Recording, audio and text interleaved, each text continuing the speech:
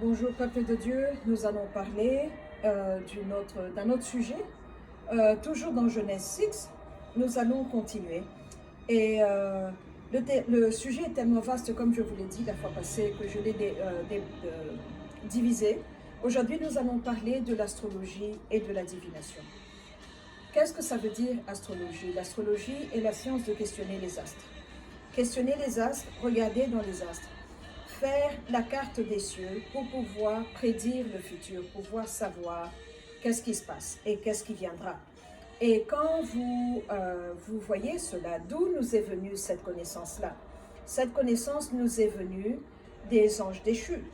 Les anges déchus ont appris aux femmes particulièrement, parce que quand vous regardez bien dans l'histoire de l'astrologie, beaucoup d'astrologues étaient des femmes. Étaient des femmes parce qu'elles étaient prédisposées à ça, elles avaient ce don-là. Mais ce don est venu d'où? Cette connaissance est venue d'où? Elle est venue des géants, des anges déchus. Alors, l'astrologie ou le zodiaque, c'est un autre nom qui est appelé, astrologie est plus scientifique. Le zodiaque vient de la racine de ce mot-là, c'est le mot zoo. Le mot, nous voyons la racine dans zoologie, nous voyons la racine dans ce mot-là qui veut dire animal, le cercle des bêtes. C'est ça, zodiaque. Mais de quelles bêtes nous parlons? D'où sont venues ces bêtes-là? Nous voyons dans les 4 premiers livres de la Bible, dans le Pentateuque, qui sont les 5, mais je parle de 4, là où Dieu nous donne ses lois. Il nous demande de ne pas questionner les astres. Il nous demande de ne pas faire la divination. Il nous demande de lui faire confiance à lui, notre Père, qui est dans les cieux, et notre destin est entre ses mains.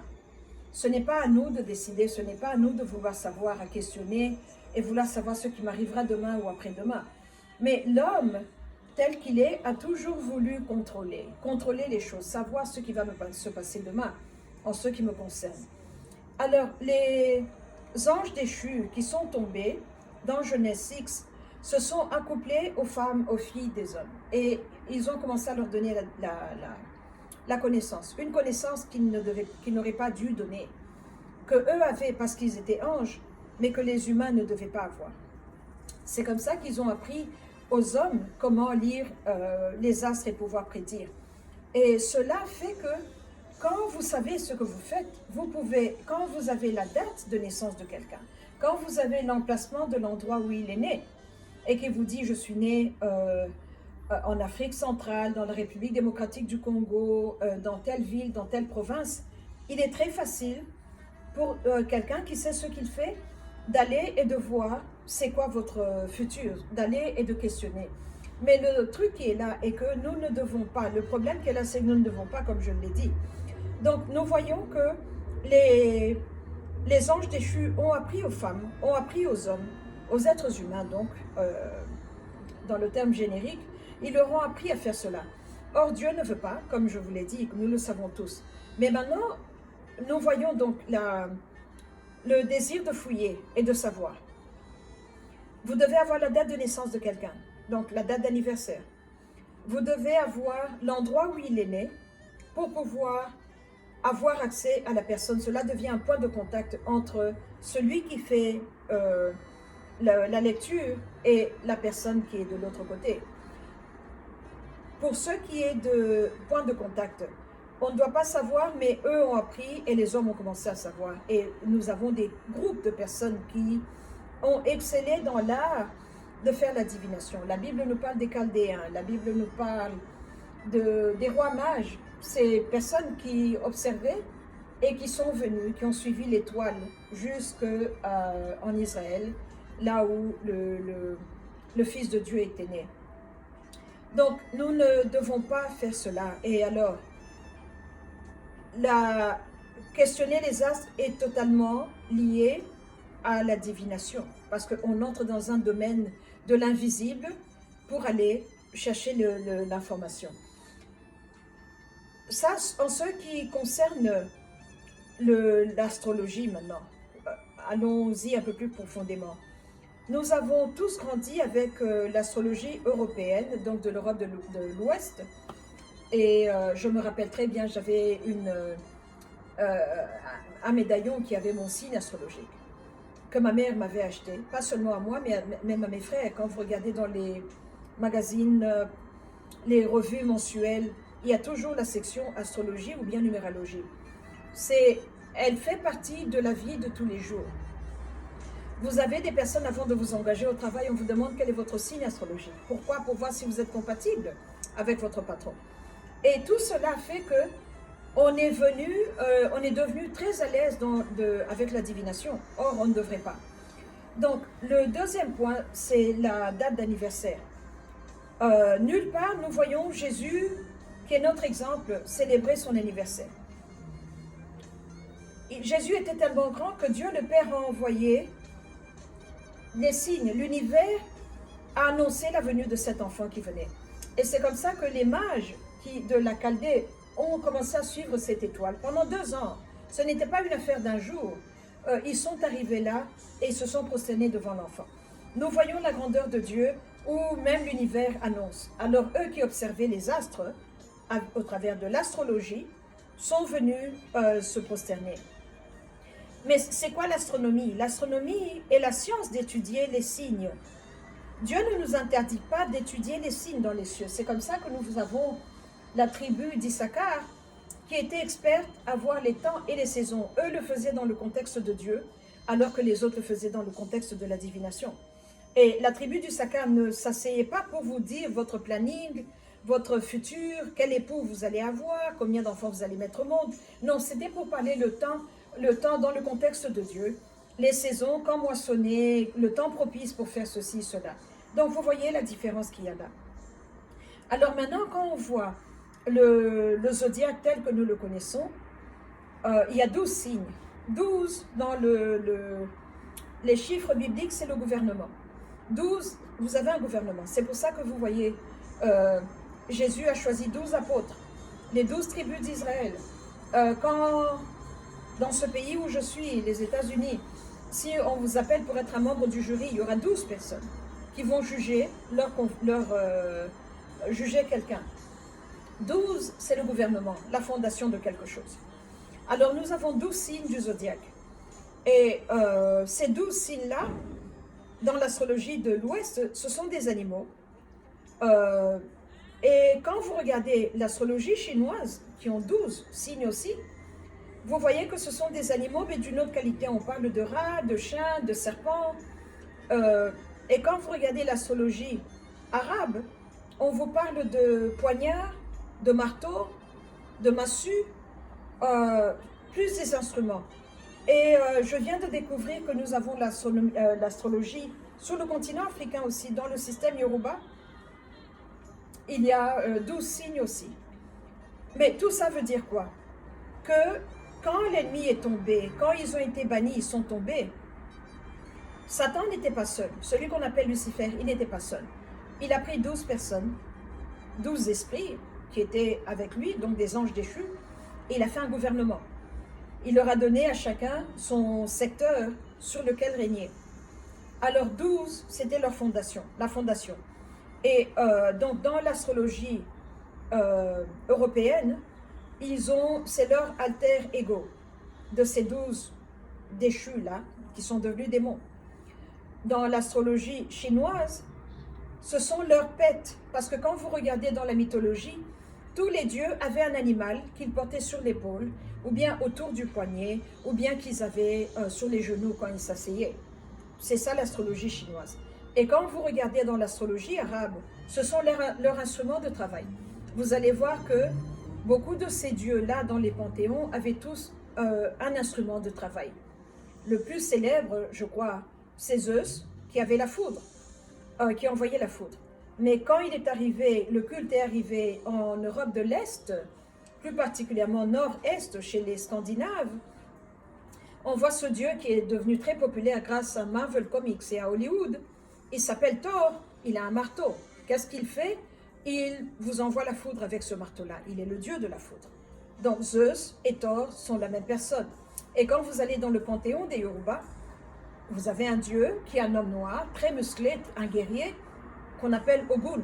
Et lui vous envoie la foudre aussi. Il a un marteau qu'il porte sur son épaule. Et il faut être vaillant est digne, d'après ses critères à lui, pour pouvoir soulever le marteau. Nous voyons la similitude dans ces trois cultures-là que je viens de vous énumérer. Donc c'est comme ça que l'astrologie a été disséminée à certains. C'est un être qui est, comment on appelle ça, chimère, un mixte, comme le Sagittaire, un bouc et un être humain. Tout ça, c'est pour vous montrer que Dieu n'est pas là-dedans. Dieu n'est pas là-dedans. Et donc, c'est comme ça que ces différents signes zodiaques nous ont été donnés. Zodiaque veut dire la cercle des bêtes. Et maintenant, là où ça m'a épaté, dans le psaume 22, qui est un psaume messianique qui parle de notre Rédempteur sur la croix, pendant qu'il est en train il a déjà été cloué sur la croix, et qu'il dit, il y a ce cercle de bêtes qui m'entoure. C'est là où il a vaincu les 12 dieux, avec un petit dé, pas le grand dé. Le grand dé est réservé au Créateur. C'est là où il a vaincu ces dieux-là, par l'œuvre merveilleuse de la croix. Donc, ce que nous devons faire, nous, c'est recevoir le cadeau de Christ, la victoire de Christ, et de refuser l'astrologie. Et de refuser, parce que je connais des gens qui vont vous dire, oh, moi je suis très compliqué parce que mon signe est un tel, moi je suis très rancunier parce que mon signe est un tel. On donne même du poids aux qualificatifs, aux attributs et au caractère qui vient de ce système-là. Or, nous ne devons pas faire cela parce que nous sommes en Christ, donc nous devons ressembler à Christ, nous devons être similaires à notre Sauveur, celui qui nous a rachetés. Donc nous devons refuser cela. Alors je vous recommanderais de faire une repentance parce que dans les journaux, dans les magazines, l'astrologie est là. Généralement c'est vers la fin.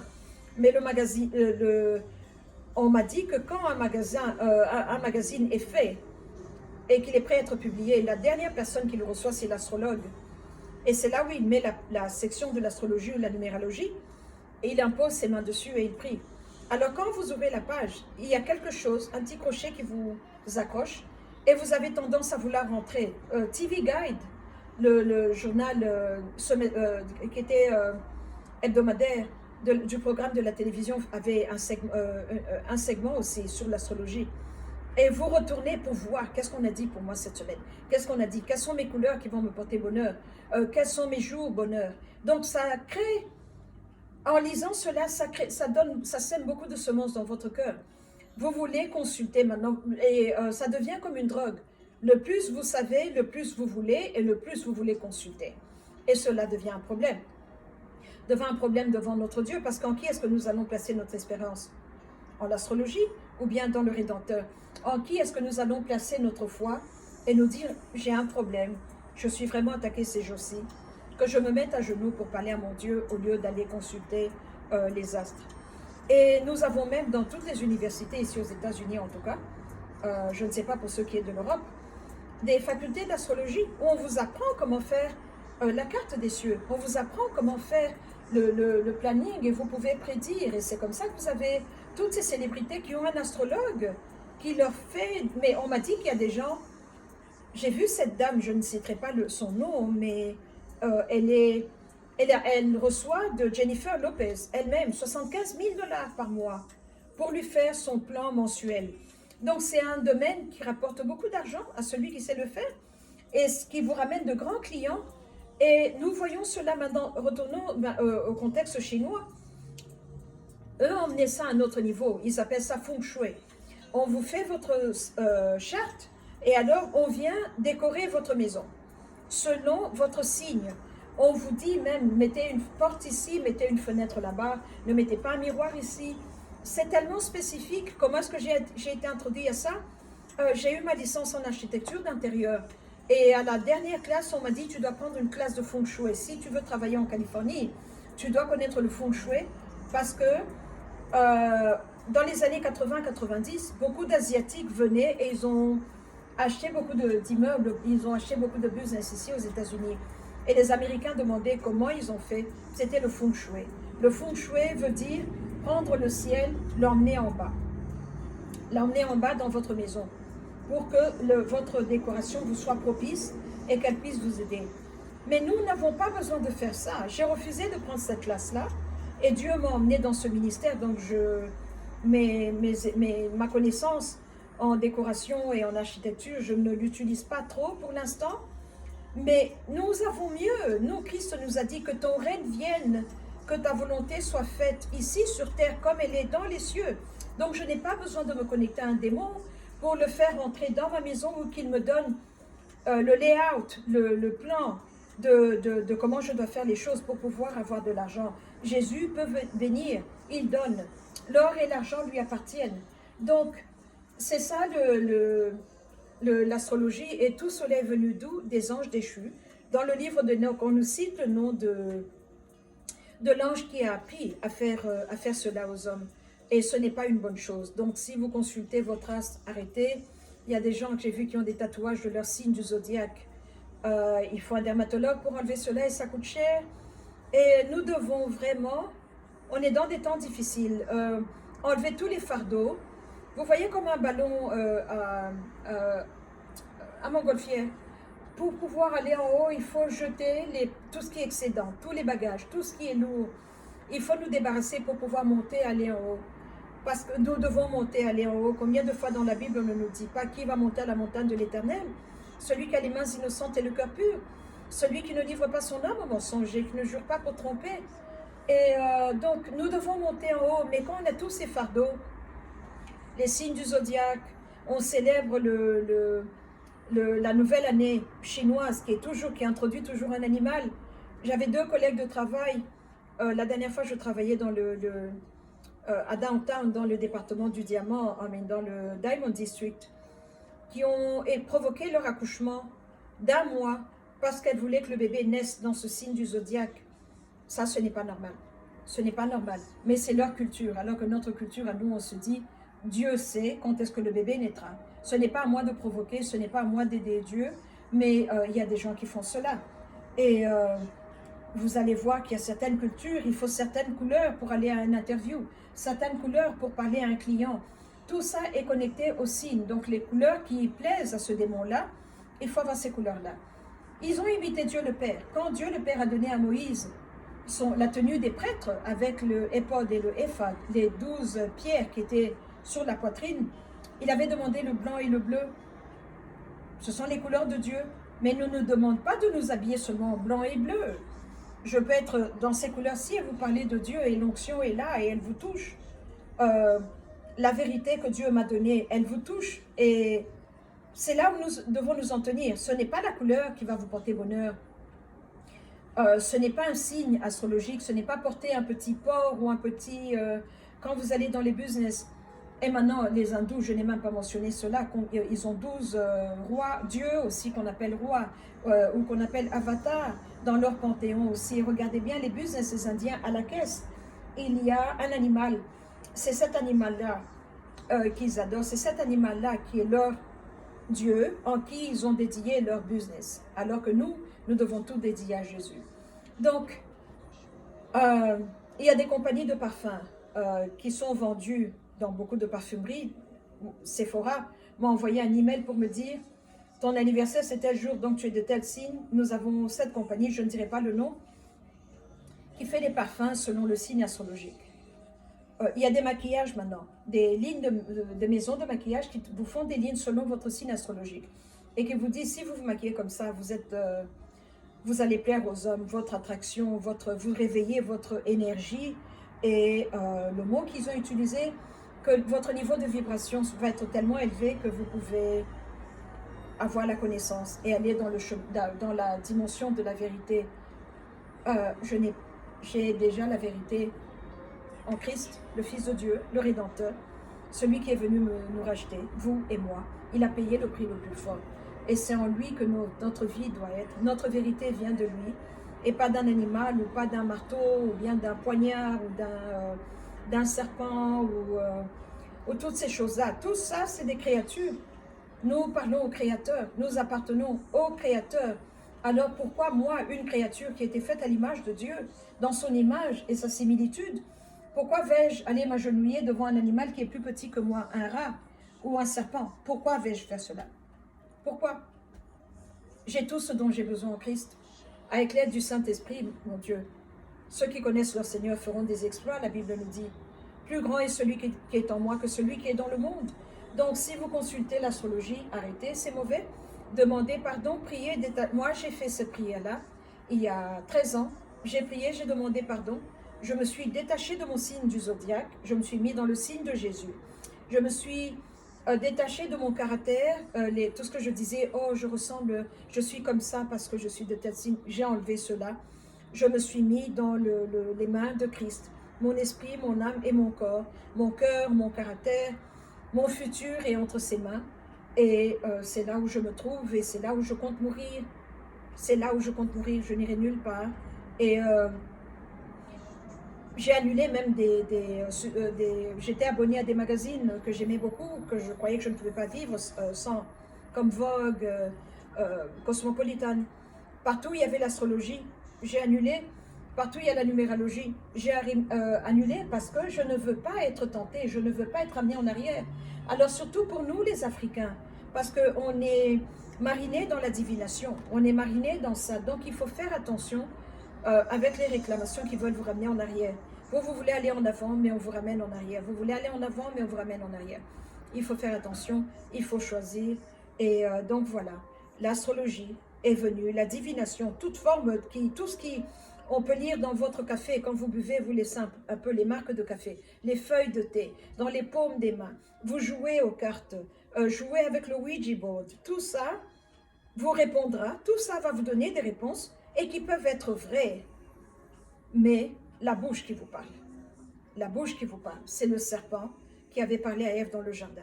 Tout ça vient du serpent et c'est le culte des anges déchus. Ils sont là pour voler la gloire à Dieu et surtout vous voler votre affection et votre attention. Vous la volez à Dieu le Père parce qu'ils sont en train de combattre le Père. Voilà où nous en sommes.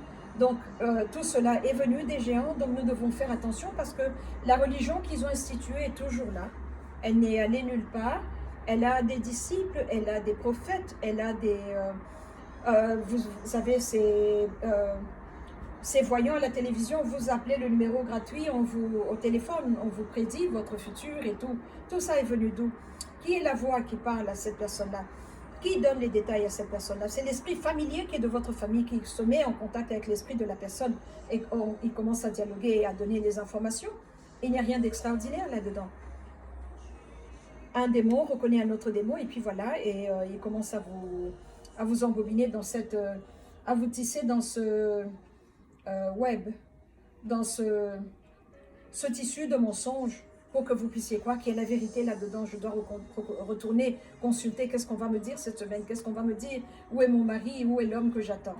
Et tout ça, c'est pour vous voler de la grâce de Dieu, de la présence de Dieu. Faites attention, cela vient des géants, les géants d'autrefois. C'est pour ça qu'ils ont établi des cultes, des temples. On a ces structures dans le monde qui sont tellement grandes qu'on ne comprend même pas. Une feuille de papier ne peut pas passer. La technologie était de pointe, comme on appelle. Et ça sera ça le troisième sujet, les temples des géants qui existent encore aujourd'hui dans le monde. Et donc, la prochaine vidéo sera sur cela. Et après cela, je vais vous parler du culte des géants parce qu'ils ont fait les temples pour avoir un culte. Mais les deux sujets, je vais les séparer pour ne pas être trop longue. Et voilà ce que je voulais partager avec vous aujourd'hui. Et que Dieu puisse vous bénir. Merci beaucoup. Et à la prochaine. Que la grâce de Dieu soit avec vous. Amen.